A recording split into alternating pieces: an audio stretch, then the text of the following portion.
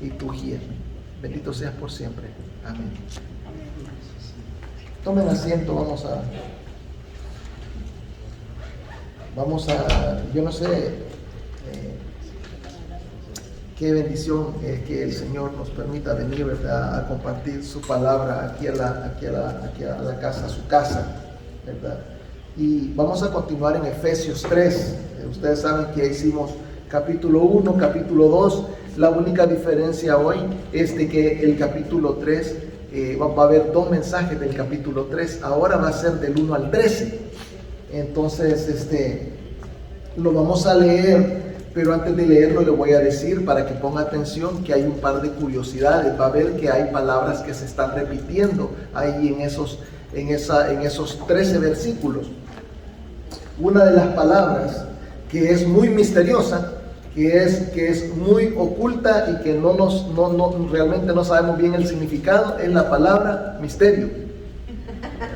Es misteriosa la palabra, ¿verdad? ¿Qué es un misterio? Fíjese que busqué en el diccionario de la Real Academia Española de la Lengua y dice que es una palabra de origen griego, precisamente. Pablo está hablando griego y entonces la palabra se origina en el idioma que Pablo está hablando, misterión, ¿verdad? Y se la puse ahí, mire, ahí está en griego y está como se lee la palabra ¿verdad?, en español, misterión. Y lo que significa es una cosa secreta o muy recóndita, o sea, muy escondida, que no se puede comprender o explicar, ¿verdad? Aunque la palabra es griega y Pablo la ocupó en el idioma original, no la utilizó con el significado que aparece en la Real Academia Española de la Lengua. ¿Sabe por qué?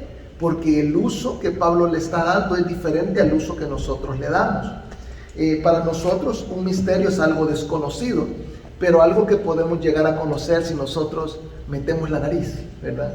Y entonces si nosotros comenzamos a investigar, comenzamos a recopilar información, comenzamos a preguntar, a investigar, nosotros podemos conocer un misterio.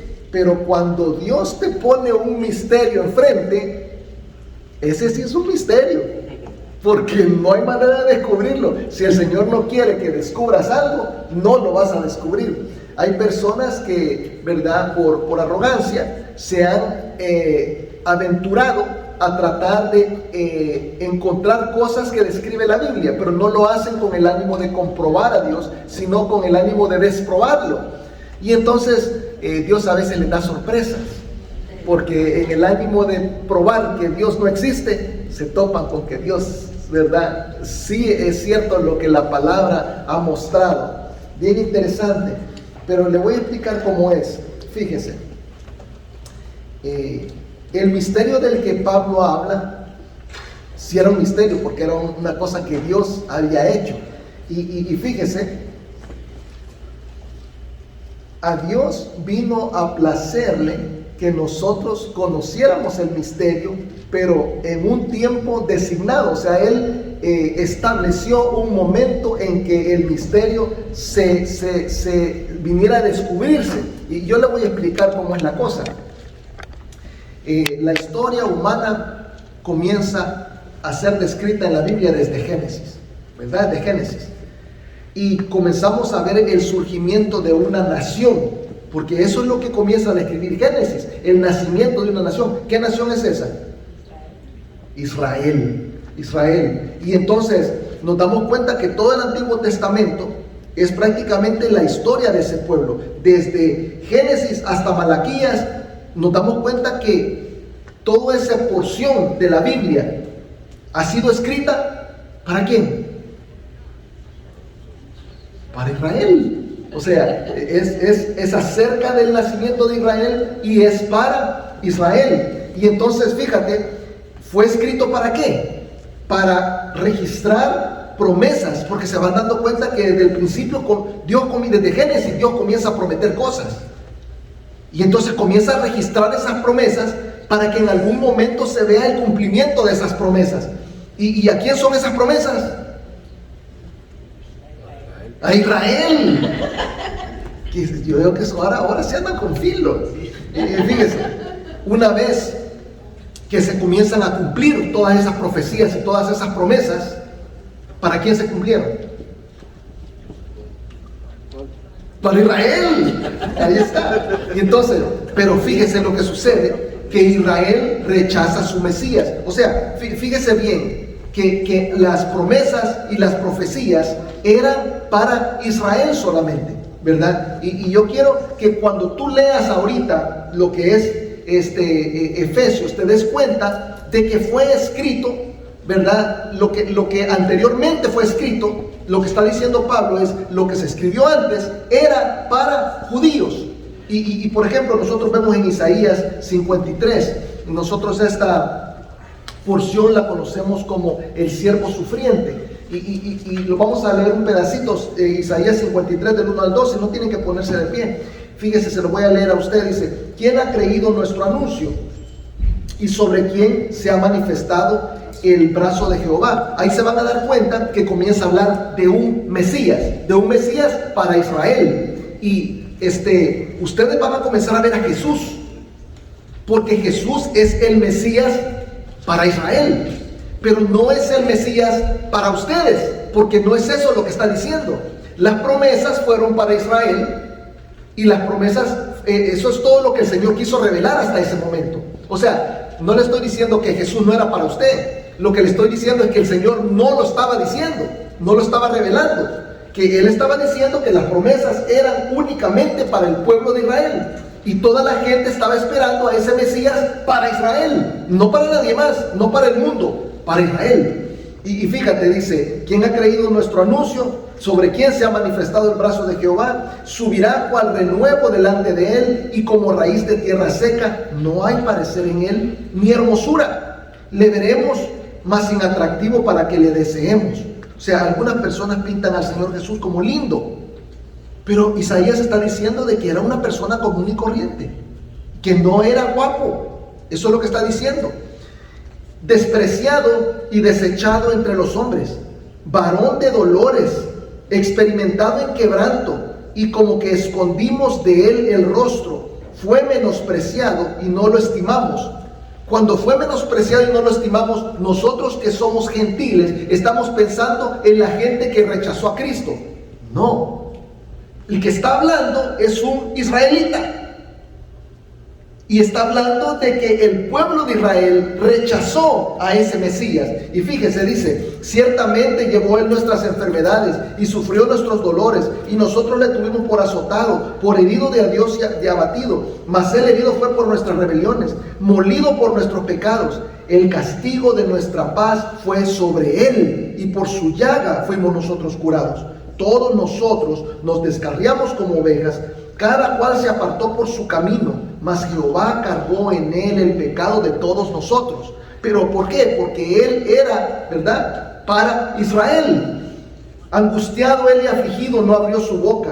Como cordero fue llevado al matadero, y como oveja delante de sus trasquiladores, enmudeció y no abrió su boca. Lo que está describiendo es que traicionaron al Mesías, que no reconocieron al Mesías y que le dieron muerte al Mesías. ¿Quiénes? Israel. Y entonces dice: por cárcel y por juicio fue quitado, y su generación, ¿quién la contará? Porque fue cortado de la tierra de los vivientes, y por rebelión de mi pueblo. ¿Cuál pueblo? Fue herido, y se dispuso con los impíos su sepultura, mas con los ricos fue en su muerte, aunque nunca hizo maldad, ni hubo engaño en su boca. Con todo eso Jehová quiso quebrantarlo, sujetándole a padecimiento. Cuando haya puesto su vida en expiación por el pecado, verá linaje. Ahí en ese pedacito está el misterio, porque aquí ya está hablando de otra cosa. Date cuenta, dice: con todo eso, o sea, con que vino como Mesías, con que vino a ¿cómo se llama?, mostrarse a su pueblo, con el hecho de que el pueblo se descarrió, con el hecho de que se alejaron de él y que lo traicionaron, con todo eso, Jehová quiso quebrantarlo, sujetándole a padecimiento. Cuando haya puesto su vida en expiación por el pecado, verá linaje. Y entonces ellos piensan que solamente era el linaje de ellos, y aquí es donde está el misterio. Ya el Señor nos está mostrando muchos años antes del nacimiento de Jesucristo que había otro plan, pero nadie lo conocía, ni Israel, ni nosotros, ni nadie. Y fíjate, vivirá por largos días, y la voluntad de Jehová será en su mano prosperada. Esta es la voluntad de Dios. Fíjese qué hermoso. Verá el fruto de la aflicción de su alma y quedará satisfecho. Y yo me pongo a pensar, nosotros somos imperfectos. Hermana Karina, lo digo aquí, nosotros muchas veces no podemos cambiar, ni siquiera reconocemos cómo somos. Pero Él nos ha salvado, nos ha limpiado y está satisfecho. Gloria a Dios. Imagínense, hermano, qué grande saber que nosotros somos pecadores, que somos malos, pero lo que Él ha hecho por nosotros le da satisfacción, porque en Él somos limpios, porque en Él somos puros. Y Dios nos está viendo y nos mira a través del lente de Jesucristo y ve algo bueno, y somos malos. Jesucristo ha hecho tremenda cosa y Él se siente satisfecho por lo que ha hecho, porque Él dice, por su conocimiento justificará a mi siervo justo a muchos y llevará las iniquidades de ellos. Él ha cargado con nuestro pecado. Él lo tiene. Todas las maldades que usted tiene, todo lo terrible que usted es, todo lo que usted no puede cambiar, Él lo tiene encima. Está perdonado, está olvidado. No te puedes quedar así, lo tienes que cambiar. Pero el Señor ya no te está viendo como una persona sucia, te está viendo como una persona limpia en Él.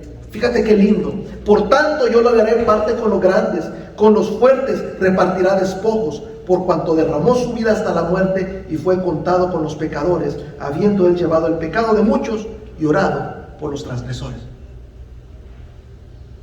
Fíjese que yo me doy cuenta de que no es que no había plan para ti y para mí, sino que era un misterio. Estaba oculto. Y entonces cuando Israel rechaza al Mesías, Dios le pone pausa a la historia de Israel. ¿Se acuerdan Daniel y la profecía de las 70 semanas? Que de repente aparecen esos 7 años y nosotros decimos, ¿y qué onda si esos 7 años qué? Esos 7 años es la tribulación, es el fin de los tiempos, pero la historia de Israel ha quedado detenida. Pone una pausa el Señor y entra el tiempo de los gentiles. Pero nadie lo sabía. Y Daniel ya lo había mencionado, pero no sabíamos. Y fíjate, ahora en Efesios 3, Pablo está revelando el misterio. Vamos al pasaje y lo vamos a entender mejor. Y les voy a pedir a ustedes que se pongan de pie. Vamos a leer su palabra, 13 versículos, pero póngale mucha atención a lo que está leyendo. Gracias. Vamos a orar. Padre Todopoderoso, gracias, glorioso Señor, por tu sabiduría. Gracias, glorioso Señor, por tu palabra. Gracias, glorioso Señor, por tu plan, por el misterio que ahora venimos a descubrir. Señor, nos llenamos, Señor, de humildad. Nos sentimos realmente humillados, Señor, delante de ti, de darnos cuenta, Señor, lo que has hecho. Bendito seas, Padre, porque permitiste, Señor, que nosotros viniéramos a ser llamados hijos de Dios, a darnos la potestad. Qué tremendo, qué bendición más grande. Potestad, como que tuviéramos derecho a algo, como que si tuviéramos algo merecido o ganado. La potestad. Pero sí somos hijos tuyos, sí lo somos. Y Señor, no podemos sino darte las gracias. Bendito seas, Padre. Amén. Leamos juntos entonces Efesios 3.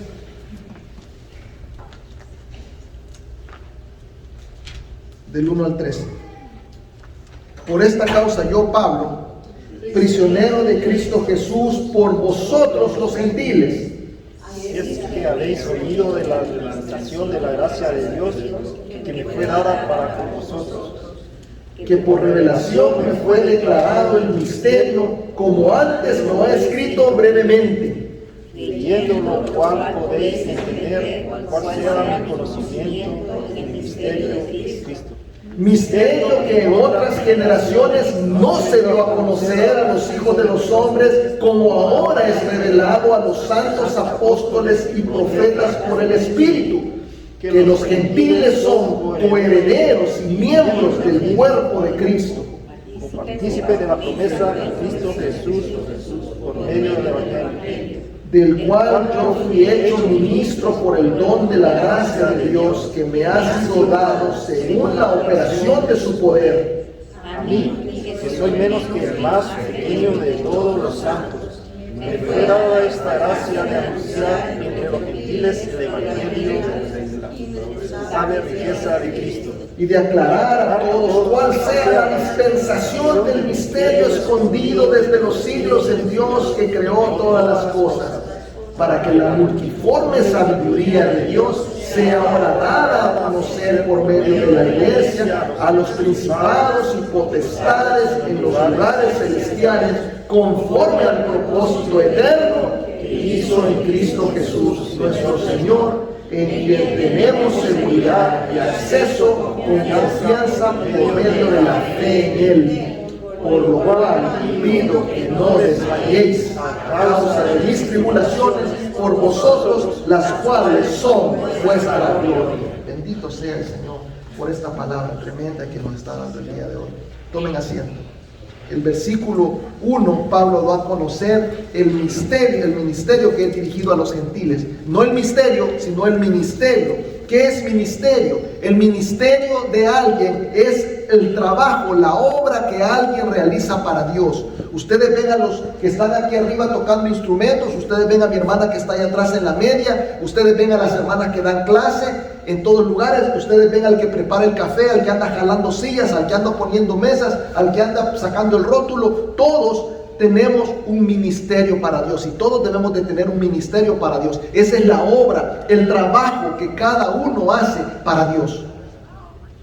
Pablo tenía ese trabajo y ministerio. Ahora, Pablo está diciendo, mi ministerio no es para los judíos. Ahí dice para quién es para los gentiles. Como les dije la semana pasada, los gentiles no son los que son buena gente. Los gentiles son todos aquellos que son no judíos. Entonces, tenemos dos grupos grandes, judíos y no judíos. ¿Quién de aquí es judío? Levante la mano. Nadie, ¿verdad? Pues todos ustedes son gentiles, ¿verdad? La levantaste muy tarde, ¿verdad? Entonces, fíjate, todo lo que Pablo hizo para Dios es para nosotros, Y Pablo quiere asegurarse que nosotros entendamos el mensaje y que entendamos que es para nosotros. Todo lo que estaba escrito antes era escrito ¿para quién? Pero lo que está diciendo ahorita, ¿para quién? Para los gentiles, para nosotros, ¿verdad? Entonces, antes no era para nosotros, esto es para nosotros. Fíjate que la palabra gentiles aparece 3 veces en el pasaje. O sea, la palabra misterio aparece 4 y la palabra gentiles aparece 3. La segunda está en el versículo 6, pero vamos a leer desde el versículo 5, se lo voy a poner en pantalla. Misterio que en otras generaciones no se dio a conocer a los hijos de los hombres, como es ahora revelado a sus santos apóstoles y profetas por el Espíritu, que los gentiles son coherederos, miembros del mismo cuerpo y copartícipes de la promesa en Cristo Jesús por medio del Evangelio. Reveló el misterio. Ahí está el misterio. Por eso nos dijo en el capítulo anterior, en Efesios 2, por eso está diciendo, yo ya hablé brevemente de esto, lo tocó en el capítulo 2, dice, así que ya no sois extranjeros ni advenedizos, sino conciudadanos de los santos. ¿Quiénes son los santos? Bueno, ahora somos los santos nosotros, pero está diciendo, ahora ya no sois extranjeros ni advenedizos, sino conciudadanos de los santos. Ya había santos, ya había gente apartada para Dios. Era gente que venía del pueblo de Israel. Ahora nosotros somos coherederos con eso, somos copartícipes, somos conciudadanos. No teníamos Dios, no teníamos ciudadanía. Hermanos, a veces estamos buscando la ciudadanía aquí americana, pero tenemos una ciudadanía más fuerte, tenemos una ciudadanía más potente, una ciudadanía eterna, es una ciudadanía en los cielos. Eso nos está diciendo Pablo, somos conciudadanos de todos los santos, de toda esa gente que a través de los tiempos no teníamos derecho ni parte con ellos. Ahora venimos a ser de ese pueblo, el pueblo de Dios. O sea, ¿cómo se le llamaba a Israel en el Antiguo Testamento? El pueblo de Dios. Y ahora nosotros venimos a ser el pueblo de Dios. Fíjate que somos miembros de la familia de Dios. Todo el tiempo utilizamos ese adjetivo para la iglesia, porque eso es lo que somos familia, porque el Señor mismo nos llama de esa manera. Somos una sola cosa en Jesucristo. Me parece interesante que no teníamos parte ni suerte en las promesas, pero ahora, por medio de Pablo, nosotros los gentiles estamos recibiendo el banderazo de salida para que podamos arrancar y poder confiar en Jesucristo y entrar en la gloria eterna, tal y como lo hicieron todas las personas para las cuales esas cosas fueron designadas. Fíjense qué tremendo. El misterio estaba descrito en muchos lugares en el Antiguo Testamento. La cosa es que estaba velado, no lo podíamos ver, estaba borroso. Yo no sé, ¿verdad? Ya cuando uno desde aquí y en los zapatos en los que estamos, nosotros vemos Isaías 53:10 y ahora cuando dice, oh, ahí estamos. Pero en ese momento cuando lo estaban leyendo, nadie sabía a qué se refería con eso. Todos estaban perdidos y curiosos de qué querrá decir eso. Era un misterio, ahora ya no lo es. Ahora ya no lo es. Para empezar, ellos no esperaban, me pareció, ¿verdad?, curioso, porque cuando ellos esperaban, yo no sé si recuerdan cuando estábamos una semana antes de Semana Santa este año, predicamos de ese momento en el que el Señor tiene esa entrada gloriosa en Jerusalén, el domingo de Palmas, ¿se recuerdan? Ellos lo recibieron así, con las palmas, porque dijeron, este es el rey que viene a reinar, este que viene entrando es el rey, y eso ya había pasado. Que habían recibido a alguien de esa manera, y entonces dijeron, este Jesús es, entonces le vamos a recibir con las palmas porque viene a ser el rey de Israel, y que lo querían hacer rey, y Jesús lo dice, me quieren hacer rey. Entonces se apartaba Jesús porque lo querían agarrar para hacerlo rey, pero que lo que querían era que gobernara en un gobierno terrestre. Y cuando lo agarran y lo ponen delante de Pilato, ¿qué dice Jesús? Mi reino no es de este mundo. O sea, están equivocados los judíos en lo que ellos querían. Fíjense. Pero ahora Pablo nos revela claramente, ¿verdad?, que el misterio ya no es algo misterioso ni oculto, sino que nos ha sido mostrado abiertamente, y no podemos negar la inmesurable bondad de nuestro Señor. Esa tremenda bendición que estamos recibiendo. Todos aquellos que hemos aceptado el regalo de Jesucristo, de que Él murió por nuestros pecados, que hemos puesto la fe en Él, no podemos sino dedicar nuestra vida a ser agradables a Él. No podemos cambiarlo. Yo creo que si te das cuenta realmente, el que no está dedicando su vida a Dios es porque no se ha dado cuenta de lo maravilloso que Dios ha hecho por él, lo grande que Dios ha hecho por él. Pero curiosamente el pasaje no solamente nos está dando esta gran notición, nos está revelando este gran misterio, sino que si usted lo observa con detenimiento puede ver actitudes de Pablo que nos muestra cómo nosotros gentiles ahora, salvos y creyentes, podemos ser agradables a Dios. Bien interesante, hay 4 cosas ahí que yo miro.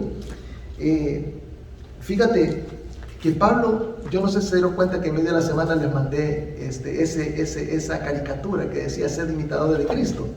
Y sale Cristo, ¿verdad? Un león.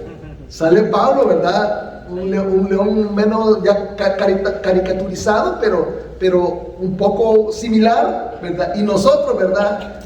Una caricatura completamente, hasta con 5 patas, porque siempre le andamos buscando 5 patas al gato, ¿verdad? No sé si se dieron cuenta, no tenía 4 patas el que nosotros representábamos, tenía 5. Interesante, ¿verdad? Pero Pablo dice, fíjate, en la primera de Corintios 11:1 dice, ser imitadores de mí como yo de Cristo. Y nosotros buscamos eso, imitarlo. Imitar a Pablo, imitar a Cristo es lo que nosotros estamos buscando. En el versículo 7, Pablo vuelve a mencionar que es el poder de Dios lo que lo hace ministro, porque nosotros somos imperfectos, pero el Señor nos da cosas a nosotros a pesar de nuestra imperfección. Fíjese, a nosotros es el poder de Dios que nos hace sus hijos. O sea, Pablo dice, lo que yo soy, lo soy porque Dios me hizo. Lo que estábamos hablando con la hermana hoy. esa humildad que tiene Pablo. Y ese va a ser el primer punto, que Pablo muestra humildad. O sea, él está diciendo, yo soy ministro porque Dios me hizo ministro. Ahora, nosotros somos salvos porque Dios nos salvó. No es algo que viene de nosotros, no es algo que nos hemos ganado. Y es una actitud digna de imitar que nos lleva a ser agradables a Dios, la humildad. Fíjate lo que dice, que a mí me hace pensar que Él es humilde. Es el versículo 8. Dice, a mí, que soy menos que el más pequeño de todos los santos. Ahora los santos somos todos nosotros. El de nosotros, que usted crea que es menos maduro, que es menos todo. Pablo dice que es menor que él. ¿Sabe qué es eso? Es humildad. Porque sabemos lo que es Pablo. Sabemos la calidad de hombre que es. La calidad de siervo. Y ahora tenemos a gente que sirve al Señor, pero que son bien arrogantes. Y todo el tiempo se nos tiene que estar recordando que debemos de mantener la humildad. Porque nada de lo que tenemos viene de nosotros. No sé quién fue el que dijo que ni la belleza, si tuviéramos, ni la inteligencia, si tuviéramos, ¿verdad? Ni el conocimiento que vamos adquiriendo, ni la experiencia que tenemos, ni ninguna otra cosa es nuestra. Así nos ha sido dada, nos ha sido entregada por Dios. La hemos recibido de regalo, de gracia, de don. Y me parece interesante que nosotros podamos creernos, ¿verdad? De algo, si no hay nada de qué creerse.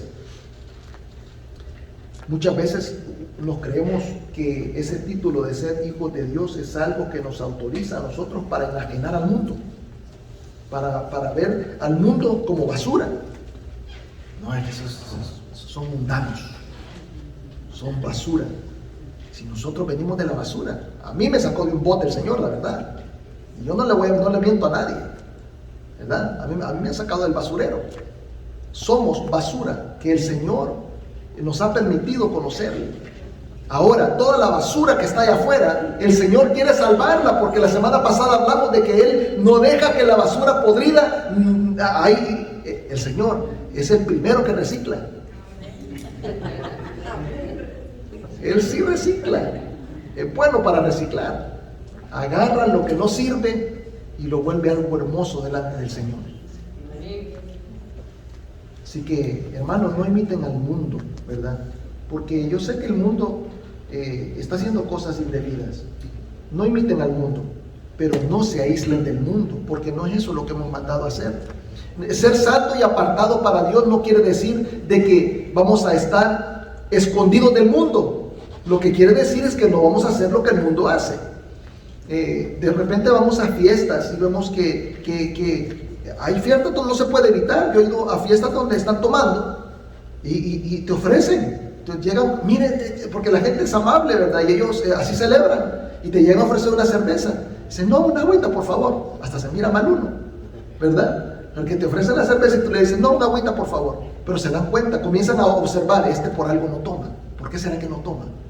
Y después platican contigo, buscan hablar contigo y quieren saber por qué. Porque les entra la curiosidad, ven que todos disfrutan de una manera y tú disfrutas de otra. Y disfrutar con ellos no significa que cuando te lleguen a ofrecer la cerveza, tú le vas a hacer mala cara. O le vas a decir, no, es que soy cristiano, no soy como usted. No, si vos lo tratas despectivamente, no podés alumbrar al mundo. No lo podés traer a la gloria de Cristo. No lo podés hacer como tú, no lo podés transformar. No podés permitir que la palabra le llegue a ellos. Entonces, tenemos que intentar de que mientras estamos revueltos, ¿verdad? Nosotros andamos como que somos de esos que se meten en los landfills, en los lugares donde se va a tirar la basura, que andamos buscando a ver si algo podemos salvar. ¿Se han fijado que hay gente así que se va a meter ahí a buscar entre la basura? Eso es lo que andamos haciendo. Eso es lo que andamos haciendo. Andamos buscando qué podemos salvar de medio de la basura. Eso es lo que nos ha mandado Dios a hacer. Y nosotros tenemos que hablarle a ellos con amor y tratarlos con amor y tratarlos con amabilidad, así como nos tratamos nosotros. Yo veo que entre nosotros somos bien lindos, todos nos queremos con mucho amor. Nos abrazamos, nos tratamos con amabilidad. Ningún hermano nos hablamos mal unos con los otros. nos respetamos, ¿verdad? Yo respeto a todos los hermanos, a ninguno le hablo pesado, nadie me habla pesado a mí tampoco. Y todos nos ofrecemos lo que hay de comer, nos ofrecemos lo que vamos a hacer juntos, pasamos ofreciéndonos unos con los otros. Miren, esa manera es lo que tenemos que tratar de hacer con el mundo. Es cierto que no son nuestros hermanos y que nosotros, primeramente, la familia de Dios la tenemos que amar más. Pero Jesucristo ha amado el mundo entero y ha muerto por todo ese mundo. Y no podemos dejar que la obra de Jesucristo solo sirva para unos pocos, hay que tratar de salvar más. A mí me da tristeza ver Isaías cuando veo toda esa gente, cuando veo Apocalipsis, toda esa gente que va a perderse. Es un mar de gente que se va a perder. ¿Y saben por qué se está perdiendo tanta gente? Porque nosotros estamos cerrándole la puerta a la gente, estamos haciendo estorbo en la puerta. Nosotros en nuestra arrogancia nos paramos en la puerta así, a no dejar pasar a nadie. O sea, es que yo soy cristiano, aquí no pasa nadie, cochino no puede entrar. Y no podemos ser así, estamos haciendo estorbo. Tenemos que dejar a la gente ver lo que Cristo ha hecho en nosotros, para que puedan entrar y ser amables con ellos, aunque estén llenos de pecados. No hagas lo que ellos hacen, pero muéstrales lo que tú tienes en tu corazón, lo que Cristo ha hecho por ti. Ve donde tus familiares que chupan y no chupes. Ve donde tus amigos que hablan con malas palabras y no las repitas. Ve donde los que hablan en doble sentido y no hables en doble sentido ni les celebres. Es bien difícil, a veces doloroso, pero hay que hacerlo. Hay que hacerlo. Muchas veces tenemos esa idea de que, ¿verdad? Para mantener la santidad no le podemos hablar a nadie. Entonces, ¿cómo vamos a compartir el evangelio? Si nosotros mantenemos nuestra rigidez, no podemos traer a nadie a Cristo. Tenemos que hablar con las personas, ¿verdad? Mantengan la humildad, ¿verdad? De que son hijos de Dios, pero acuérdense de que es inmerecido. Acuérdense de que es inmerecido. La segunda cosa que Pablo dice y que me impacta es que, ¿verdad? Él tiene un propósito. No tiene solamente humildad, no, que tiene un gol, un lugar hacia donde él va. Fíjate los versículos 8 al 11, dice: a mí, que soy menos que el más pequeño de todos los santos, me fue dada esta gracia. Es una gracia, es un regalo, de anunciar entre los gentiles el evangelio de las inescrutables riquezas de Cristo, de aclarar a todos cuál sea la dispensación del misterio escondido desde los siglos en Dios, que creó todas las cosas, para que la multiforme sabiduría de Dios sea ahora dada a conocer por medio de ¿quién? De la iglesia. O sea que la iglesia tiene la multiforme gracia de Dios en sus manos para entregarla al mundo. Ahora es trabajo de la iglesia presentar a Cristo. Es trabajo de la iglesia. O sea, no solamente vamos a ir y a soportar a los pecadores, sino que vamos a ir en humildad, sabiendo de que Dios nos ha salvado, a soportar a los pecadores y a tratar de traerlos a Cristo. Pablo reconoce que ha recibido el ministerio con un propósito y que es un propósito de Dios, no es un propósito de él. Muchos predicadores en este tiempo andan buscando su propósito. Andan buscando llenar la iglesia, andan buscando llenarse los bolsillos, andan buscando llenarse de fama. Y los propósitos no son para el predicador, los propósitos son para Dios. Él es el que nos manda. Todos ustedes, hermanos, su propósito es para Dios. Lo que ustedes hacen es para Dios. Y ese es el problema de tener mal testimonio. Si nosotros nos seguimos comportando como siempre, entonces la gente no puede sentirse atraída a Jesucristo. Por eso debemos de ser santos. Pero santos con nosotros, no con los otros. ¿Sí me entienden? Estrictos con nosotros mismos. Regularmente somos estrictos con los otros. Queremos que los otros se vean como nosotros queremos. La santidad es para adentro, no es para afuera. La santidad es estricto contigo mismo, no con lo que hace el hermano. ¿Me entiendes? O sea, contigo. ¿Qué es lo que tú estás haciendo mal que ofende a Jesucristo? ¿Qué es lo que tú estás haciendo mal que te hace ver mal delante de la gente que no conoce a Cristo? Es un propósito eterno para beneficiar a otros, no para beneficiarte a ti. Qué interesante, qué interesante. El tercero es que no solamente tiene humildad y propósito, sino que tiene seguridad y confianza. Versículos 11 y 12.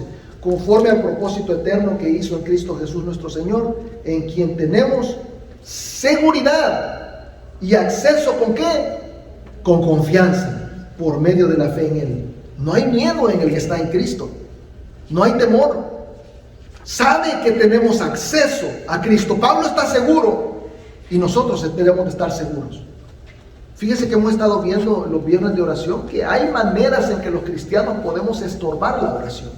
Sí podemos estorbar, sí podemos tener techo de vidrio, que nuestras oraciones reboten y nos vengan de regreso para el piso, que no lleguen al Señor. ¿Y qué es eso?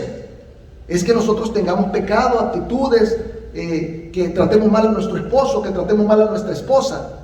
Y la Biblia es clara acerca de estas cosas. Que hay muchas cosas en nuestra vida que si nosotros no trabajamos en ellas, estamos estorbando nuestra comunión con Dios. Por eso es importante trabajar en uno también, porque la comunión con Dios se puede ver interrumpida si nosotros no trabajamos en nosotros mismos. Pero tenemos esta confianza, que tenemos acceso a Cristo por medio de la fe que tenemos en Él. Tenemos acceso a Dios por medio de Cristo. Como dice la primera de Timoteo 2:5, dice, porque hay un solo Dios y un solo mediador entre Dios y los hombres, Jesucristo hombre. ¿Quién ha recibido a Jesucristo como Señor y Salvador? Tenemos casa llena, qué bendición, ¿verdad? Entonces, ¿sabe qué? Usted ha recibido a Jesucristo como Señor y Salvador. Usted tiene al mediador. Usted tiene acceso al Padre. ¿Quién tiene acceso al Padre? Amén. Tienen acceso al Padre. ¡Qué bendición! Tienen acceso al lugar santísimo, precisamente. La última cosa que dice Pablo que tiene es entrega. Humildad, propósito, seguridad y confianza, y tiene entrega. Por lo cual pido que no desmayéis a causa de mis tribulaciones por vosotros, las cuales son vuestra gloria. Él está siendo tribulado.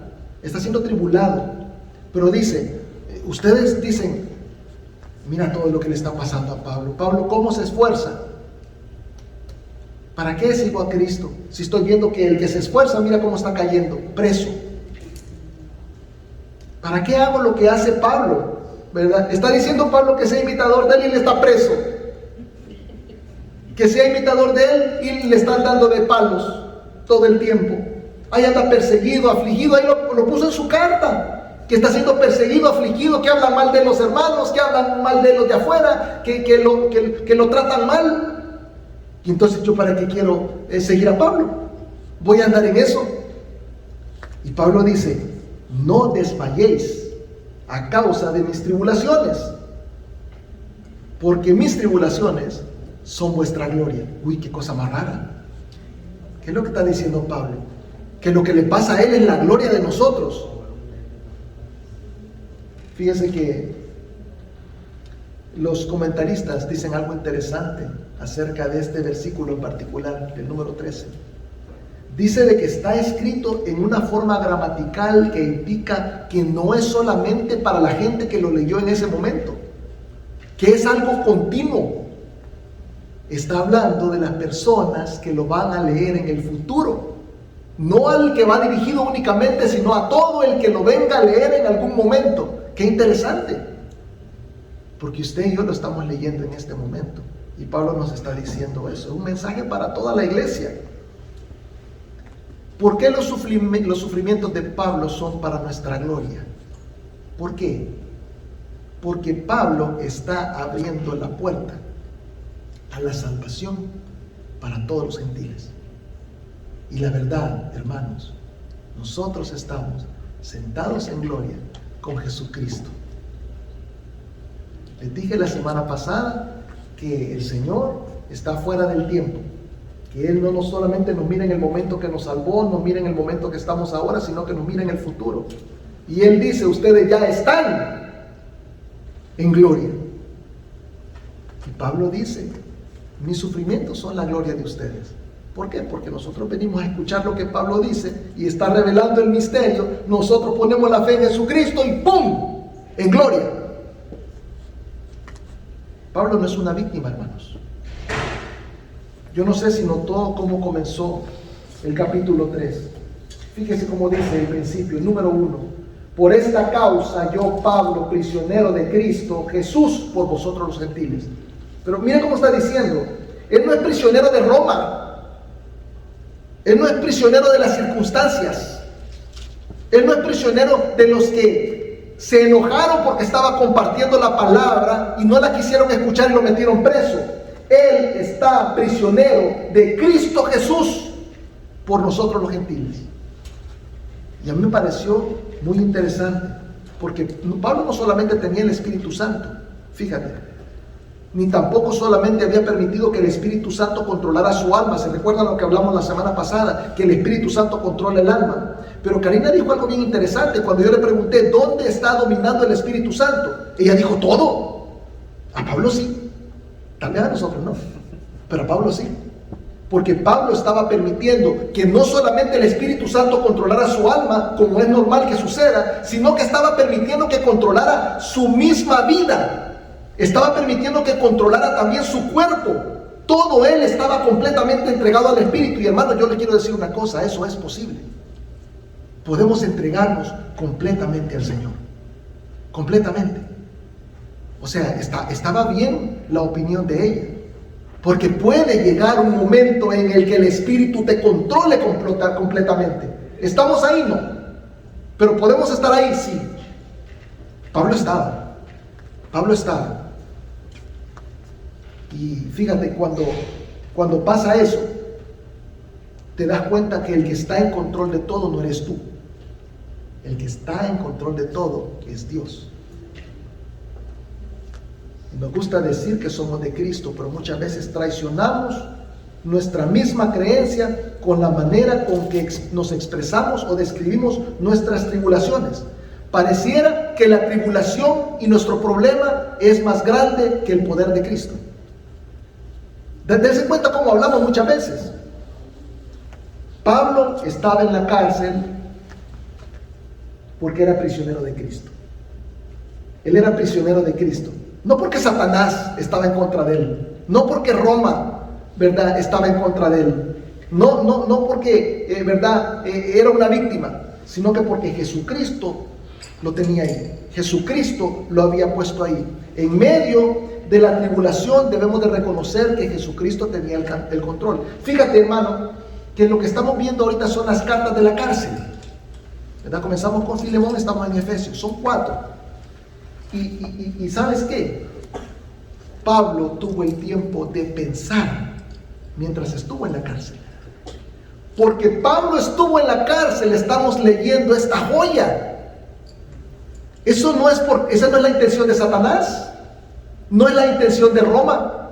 Estamos recibiendo esta joya, esta belleza de escritura, porque él estuvo preso. Tuvo el tiempo de tomar aire. Hermanos, los que trabajamos para Cristo muchas veces no nos detenemos ni a respirar. Yo lo veo a ustedes, yo me veo a mí mismo. No venimos del arca de madrugada y el siguiente día a las pocas horas ya estábamos metidos aquí. No descansamos y el siguiente día a trabajar. Comienza la semana, pero estábamos bien felices. ¿Saben por qué? Porque hay momentos en que podemos ver cómo Jesucristo está controlando todo lo que nosotros hacemos. Porque estábamos aquí llenos de felicidad, bien cansados, pero llenos de felicidad. Todos andaban pelando los dientes. Es por eso, porque el Señor viene a controlar todo lo que nosotros hacemos. Ni siquiera sentimos el cansancio. Todo lo que nosotros hacemos. Pero porque nosotros a veces nos cansamos mucho, el Señor busca la manera que tomemos una pausa. Son necesarias las vacaciones, son necesarios los breaks, ¿verdad? Tenemos que tomarnos un pequeño break. Eso que fuimos a hacer fue un break y es necesario. Salir de la rutina, olvidarse del trabajo un rato, que la mente divague. ¿Qué es lo que hizo el Señor? Te voy a meter preso. Que de otra manera, no crean ¿cómo se llama? Que cuando decimos que Pablo fue a Grecia fue a Santorini. No, él andaba. Sí, no, él andaba de vacación, él andaba trabajando. Entonces la única manera de agarrarlo es meterlo preso. Y lo metió preso varias veces. Y ahí se tenía que sentar y pensar y escribir. Estaba preso en Jesucristo. Fíjese qué lindo. No puedes pagar la renta. Jesucristo tiene el control. No puedes pagar tu carro. Jesucristo tiene el control. Se te descompuso el carro. A mí se me descompusieron 3 de un solo. Jesucristo tiene el control. No tienes trabajo aunque lo estás buscando desesperadamente. Jesucristo tiene el control. Alguien de tu familia está en pecado. Jesucristo tiene el control. Tiene familia y amigos inconversos a pesar de que les estás hablando constantemente del Evangelio y te estás comportando lo mejor que puedes delante de ellos. Sigue orando. ¿Por qué? Porque Jesucristo está en control. Tienes problemas migratorios. Jesucristo está en control. Estás enfermo. Jesucristo está en control. Hermanos, que tu vida refleje que tus problemas no son problemas porque Jesucristo está en control. Todo lo que te esté sucediendo. Efesios viene a calmar nuestra alma, ese deseo de controlar las cosas, porque no tenemos control de nada. ¿Saben quién tiene control de todo? Amén. Amén. 4 actitudes aprendimos hoy, que Pablo nos muestra a través de Efesios. Hay que tener humildad, hay que tener propósito, seguridad y confianza. Tenemos que tener entrega para que cada una de estas cosas, al practicarlas, nosotros podamos ser completamente controlados por Dios, porque eso es lo que necesitamos hacer, completamente controlados. Así como nosotros nos subimos en el carro y el carro no hace lo que quiere, sino que hace lo que nosotros queremos. El Señor se ha sentado en el asiento de nuestro corazón. Déjenlo manejar. No lo anden de copiloto.